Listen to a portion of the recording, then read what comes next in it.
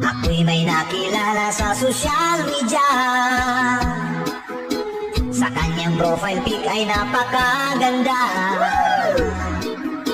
Ako'y napanganga sa sobrang sexy niya at sa kanyang ganda na maladyosa.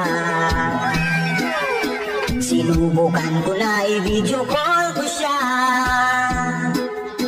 pero ang sabi niya ay chat lang daw muna. Hindi pa siya handa na siya'y magpakita. Excited daw ako at yun ang sabi niya.